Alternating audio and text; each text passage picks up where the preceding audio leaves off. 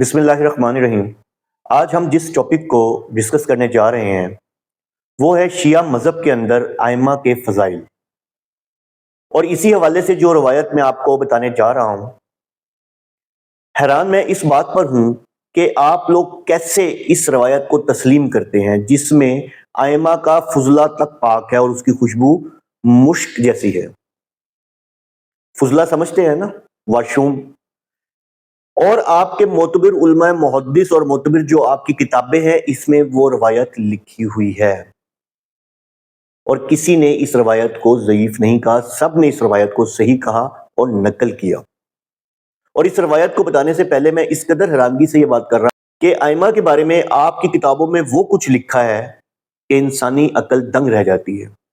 अब आपकी किताबों से इस रवायत को बताने से पहले मैं कई दफ़ा कह चुका हूं कि मुझे कुरान से इमामत साबित करके दिखाएं, लेकिन अल्हम्दुलिल्लाह कोई भी ऐसा नहीं कर सका और इंशाअल्लाह अज़्ज़वजल ता क़यामत तक कोई भी ऐसा नहीं कर सकेगा जब एक चीज़ कुरान से साबित ही नहीं।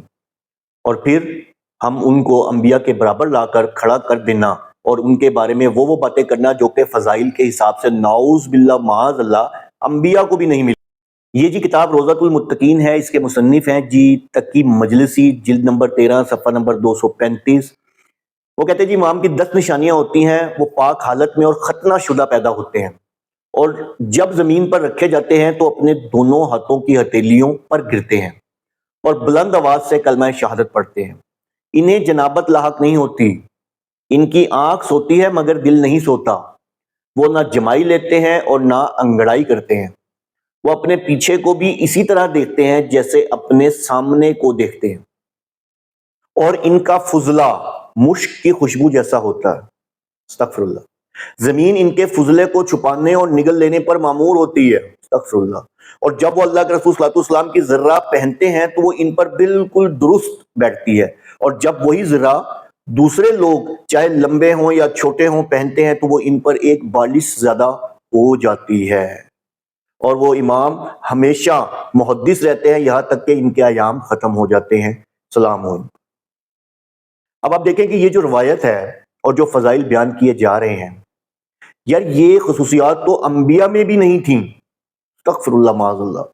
और हो भी नहीं सकती क्योंकि अंबिया अल्लाह के चुने हुए बंदे थे जिनको अल्लाह ने खास चुन लिया अपने पैगाम को पहुंचाने के लिए और फिर इसका जिक्र कुरान में कर दिया। एक तो आपका अकीदा इमामत ही कहीं से साबित नहीं होता और ऊपर से इमामत के हवाले से इस तरह की बातें, इनके फ़ज़ाइल के हवाले से इस तरह की बातें करना, अस्तगफिरुल्लाह माअज़ल्लाह। अब बहुत से लोग ये कहेंगे ये जो रवायत है जी ये ज़ईफ़ है। नहीं, ये है आपके तमाम बड़े मुहद्दिसीन ने इसको सही कहा है, जिनमें सर फहरिस्त ये रवायत रवी अल कलैनी फिल कवियुल कल सही, यानी कुलैनी के नज़दीक कवि और कवियो कल सही शुमार की जाती है। यानी कि ये रवायत शेख कुलैनी याकूब कुलैनी ने नकल की है और बाद के शिया मुहद्दिसीन ने इसे कवि या कवियो कल सही कहा करार दिया है। मोहम्मद तकी मजलिसी मुतवफ़ी 1070 हिजरी, जो मैंने आपको ये रवायत बताई है, ये रवायत उन्होंने अलामात इमाम के बाब में नकल की। कोई तज़ीफ़, कोई जिरा, कोई तंबिया नहीं लगाई। और फ़िक़्ह जाफ़रिया में असूल है कि अगर मुहद्दिस रवायत नकल करे और ना ज़ौफ़ की तरफ इशारा करे तो ये कबूल रवायत की एक इलामत समझी जाती है।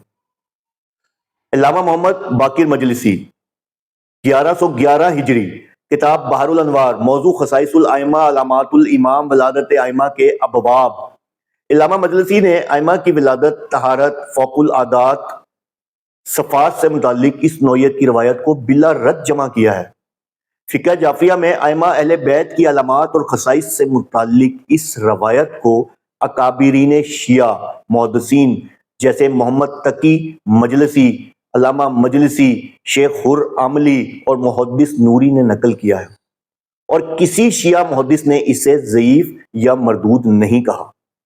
ये आपकी किताब से बता रहा हूं कि आप मतलब कल को आप मुझे कहते हैं कि ये रवायत तो ज़ईफ़ है, तो मैंने आपको इसलिए बताया कि आपके जितने मोतबर मुहद्दिसीन हैं उन्होंने इसको सही करार दिया।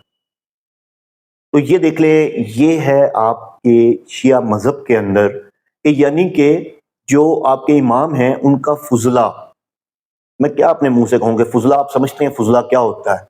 یعنی کہ فضول چیزیں جو ہماری باڈی سے نکلتی ہیں ان کی خوشبو جو ہے مشک جیسی ہوتی ہے، یعنی کہ اس کی خوشبو مشک جیسی ہوتی ہے اور وہ پاک ہے۔ استغفر اللہ معاذ اللہ، فی امان اللہ۔